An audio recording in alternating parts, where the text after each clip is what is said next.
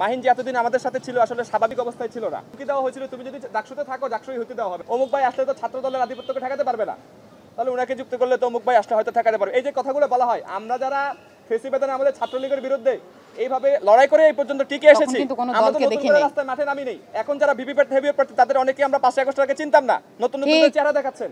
তো আমরা তো আগ থেকে লড়ে আসছি, যখন কোনো ব্যাকআপ ছাড়াই ছাত্রলীগের বিরুদ্ধে লড়তে পেরেছি, এখনো টিকে আছি। ছাত্রদের ম্যান্ডেটে যখন বিজয়ী হয়ে আসবো, ছাত্ররাই তো আমার বড় শক্তি, ঠিক সাথে থাকবে আমার প্রশাসনিক লজিস্টিক সাপোর্ট। তাহলে আমি কেন আধিপত্যকে ঠেকাতে পারবো না?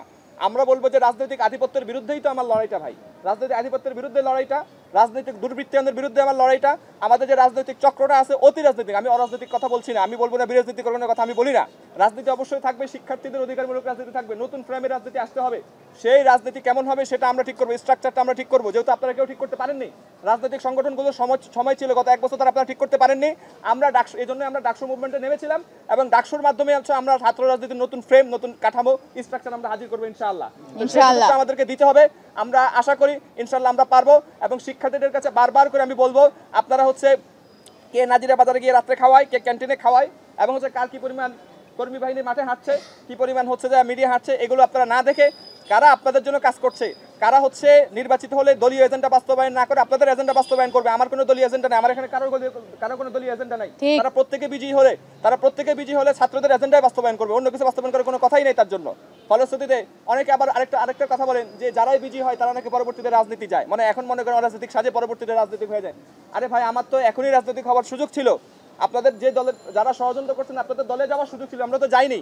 আরেকটা কথা হচ্ছে যে রাজনীতি যদি করতে হয় সেটা 1 বছর পরে করলেও সমস্যা কি? আমরা শিক্ষার্থীদের জন্য 1 বছরের ম্যান্ডেট নিয়ে আসবো, 1 বছর কাজ করবো, তারপরে যে রাজনীতি করবো, সমস্যা নেই, ব্যক্তিগত কাজ করতেই পারে। কিন্তু এই ধরনের যে বয়ানগুলো ছড়ানো হচ্ছে, ন্যারেটিভগুলো ছড়ানো হচ্ছে, এগুলোর জবাব আমরা দিলাম। আমরা একটা স্বতন্ত্র প্যানেল এবং স্বতন্ত্র প্রার্থী সবাই, মানে এমন স্বতন্ত্র কোন অর্থে স্বতন্ত্র, অরাজনৈতিক স্বতন্ত্রতা না। আমরা বলবো যে আমরা নানান জায়গা থেকে আসছি, নিজেদের যোগ্যতা নিজেদের দাঁড়িয়েছি, একসাথে হয়েছি। তো মাহিন যেহেতু রাজনীতি করতে চেয়েছে, সে জাতীয় রাজনীতিতে চলে গিয়েছিল। সে হচ্ছে মূলত, আমি যদি ইতিহাস তুলে ধরতে হয়, আসলে মাহিন কিন্তু ডাকসু নিয়ে আন্দোলন শুরু করেছিল জানুয়ারি ফেব্রুয়ারির দিকে। তারপর তাকে হুমকি দেওয়া হয়েছিল, তুমি যদি ডাকসুতে থাকো ডাকসুই হতে দেওয়া হবে না।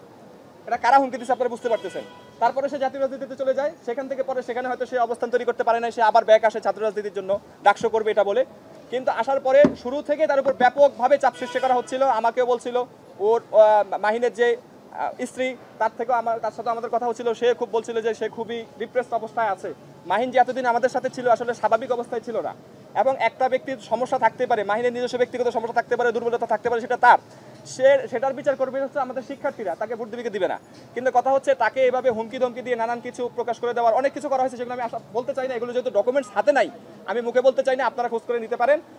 তো তার সাথে আমাদের আসলে ওই ধরনের প্রতিশ্রুতি না, আমাদের ছিল যে আমরা একসাথে লড়াই করব।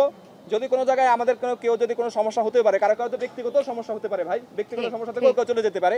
তো ফলশ্রুতিতে সে এভাবেই গিয়েছে। আমাকে সে গতকাল রাতে জানিয়েছিল যে খুবই চাপের মধ্যে আছে, তার এলাকার লোকজন তাকে কল দিয়ে কান্নাকাটি করছে, তাদেরকে হুমকি ধমকি দেওয়া হচ্ছে, সে আর টিকতে পারছে না।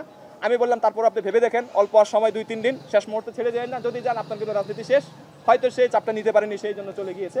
আমরা বলবো যে সেটা সে ভুল করেছে, আমরা আমাদের দিক থেকে এতটুকুই বলতে পারি। আর জিএস পদে আমরা কাউকে সমর্থন দিব কি দিব না এই ব্যাপারে আমরা এখনো কোনো সিদ্ধান্ত নেইনি, কারণ হচ্ছে আমরা আসলে সমর্থন দেওয়ার মতো কোনো লোকজনকে এখনো পাচ্ছিও না। আমরা এটা নিয়ে বসেছি, আমরা ডিসকাশন করব। আর আমরা শুধু কাউকে সমর্থন দিব না, আমরা মনে করি সমর্থন দেওয়ার কিছু না, এটা তো শিক্ষার্থীরা ভোট দিয়ে বের করবে। আমরা কাউকে সমর্থন দেওয়ার মানে কি? এই যে মাহিন একজনকে সমর্থন দিয়েছে, সে কি জয় হয়ে যাবে? তাকে ভোট দিয়ে দেবে? এটা কেমন কথা? শিক্ষার্থীরা ভোট দিয়ে বের করবে, আমরা কাকে